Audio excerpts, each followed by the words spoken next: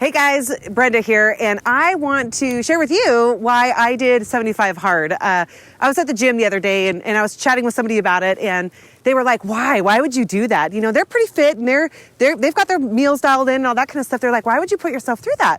And the reality is when me, like people like myself and people like my audience, we're leaders of leaders, and I can't ask my leaders to do something that I'm unwilling to do. And when I stretch and push myself to the maximum level, that is when I'm operating at peak performance, and I'm experiencing exactly what I'm asking my leaders to do, right? The people that I coach, the C-level executives, the entrepreneurs, when I tell them and I push them and I'm like, listen, this is what it's going to take for you to get there, and they push back and they're like, what the crap, I don't want to do that.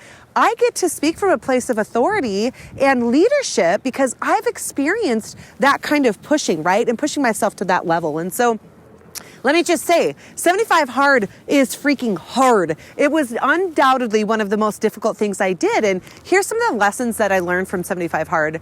We absolutely, positively do not push ourselves as hard as we're capable of.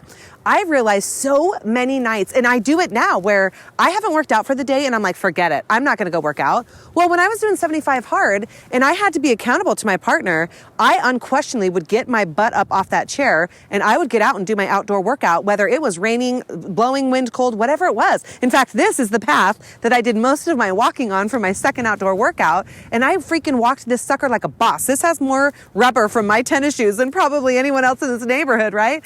Because we pushed it. But it made me realize that when we're pushing ourselves and we're stepping into and stretching into a new space that we haven't quite yet experienced before, it requires that level of discipline. It requires that level of commitment. It requires that grit that you need to get up and get out even when you don't want to. And that is radically translated into my personal and professional life, right? Where we completely went through a whole revamp of the company, and that wouldn't have happened had I not done 75 hard. Because here's the other thing that 75 hard requires of you. It requires that you spend at least, it's not even time, that you read at least 10 pages of self-development work each day. And I'm an avid reader. I geek out on that stuff. I read it for fun, right? Everything with your brain and how we think and our emotions and all that kind of stuff. And life gets in the way. And I realize a month or 2 months later, I haven't read a book. And it forced me to grow and develop in that way.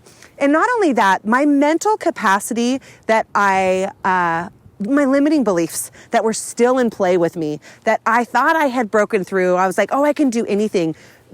Doing 75 hard, everybody's like, did you really want to be that fit? It wasn't about being fit. It had nothing to do with being fit. It had everything to do with the mental game and the mindset that goes on that we battle with up here in order to get our goals accomplished, in order to get up off the couch at 7 p.m. at night when it's raining outside and you have to do your second outdoor workout. In order to stay up, literally, there were several nights where I was reading as fast as I possibly could to get those 10 pages done before midnight, because there's a cutoff. And by God, that guy, Andy Frisella, has an app.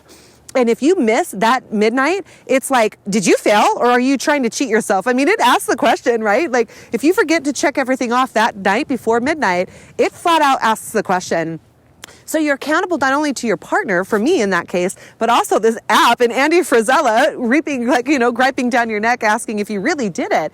So it really allows your integrity to come up to the surface in a way that oftentimes we can cheat ourselves. That's what I didn't realize. If I make a commitment to someone else, I'm going to follow through. What I didn't realize is I failed to follow through on promises and commitments to myself more often than not. I always place myself on the back burner. And, I always heard this growing up, and it's so true. We can only be the best of ourselves when we are operating at our best, right? We can't give our goodness to anybody else if we're not taking care of ourselves first. And the reality is that had fallen to the wayside for me. And that was partly why I did 75 hard, was to get a reset, to refocus and recalibrate back on me, who I am, what I'm good at. And then I was able to go deal with my business in a whole different way that I wasn't equipped with before. So we think taking this time for ourselves is going to be a detriment to our productivity and our success and creativity and all that kind of stuff. And the reality is, if we don't take the time to do that, we lose out on productivity productivity, creativity, and ideas, and coming up with other legs of your business, whatever it might be, other ideas for relationship or ways to engage with your kids. When we give ourselves that space, our mind has the space now to think in ways that we didn't think was possible before. And so that's why I did 75 Hard. When you're, like I said, leading people in this capacity that I am leading like killer human beings in their leadership development and teaching them and raising them up and developing them. I can't do that with integrity unless I'm operating at my peak potential.